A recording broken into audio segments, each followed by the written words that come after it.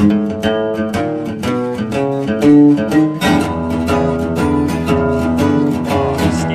if forces on an object are unbalanced, the object will accelerate.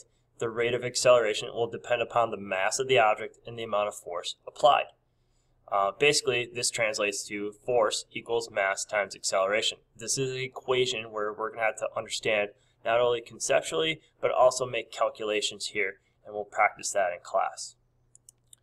In terms of what we need to know conceptually, there's a few things. Number one, again, the acceleration of the object will depend directly upon the net force acting on the object and inversely upon the mass of the object. That word inversely is something new. I'm going to explain that here in just a few moments. So basically, as force acting on an object is increased, the acceleration will increase, and then that inverse relationship will kick in with the mass. As mass increases, the acceleration of the object will decrease. This can be explained in a simple flow chart.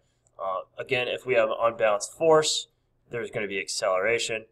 The acceleration is going to depend directly upon the net force, so more net force, more acceleration. And then the acceleration will depend inversely upon the mass. So more mass, less acceleration. Now, how can we show that? Well, here is an example of the equation, F equals ma. This is the pyramid. And then also, if you want to go to this Fete and check it out, you're more than welcome to. Speaking of the Fete, let's check it out right now. Here's the Fete diagram or Fete simulation. And what we're going to do is talk about those two concepts. The first one was if we increase force, you're going to increase acceleration. So let's look at this. We're going to have a little bar here for acceleration, and then we're going to have the values and the sum of all the forces. So right now we have some friction, and I'm going to use friction to show you an unbalanced force here. Right now we have balanced forces. If I keep increasing it, you can see that the box is not moving, and we need to get to a point where the force is unbalanced.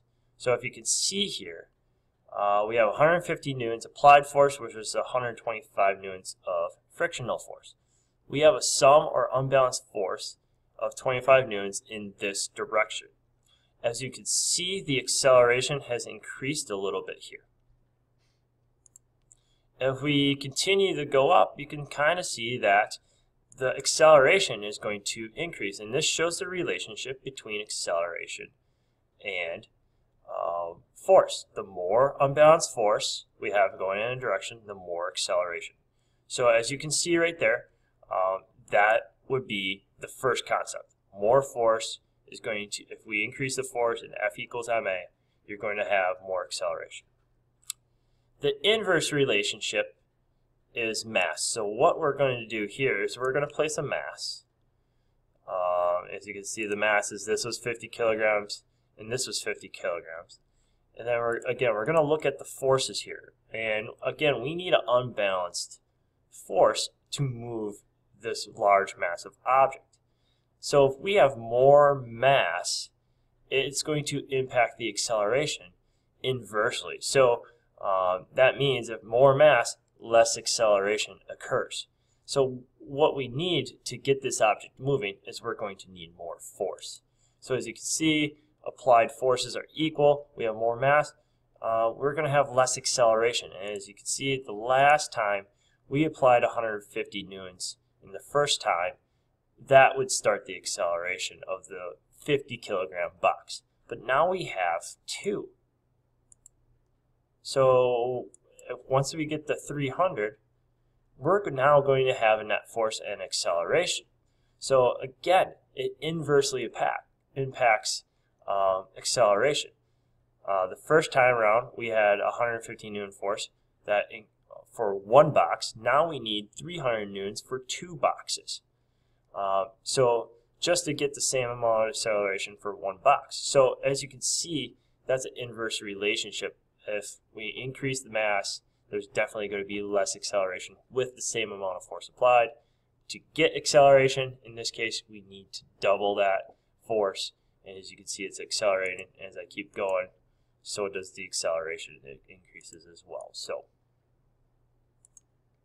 So to review, there's a few things you should be aware about. Okay, here's some videos. I'm going to post links to this. All right, you can look at more of the conceptual stuff of Newton's second laws, and you feel free to use those. I will be using these examples in class as well. And then also there's some quantitative practice. Here are some problems. You can pause the video, practice calculating some of these forces. You'll get plenty of time to calculate forces as well. But I'm also going to post a link to these answers as well. And then here's one more for you. Again, this is Mr. Kozlowski. If you have any questions on Newton's second law, feel free to contact me or rewatch the video. And again, make sure you take good notes. Thanks.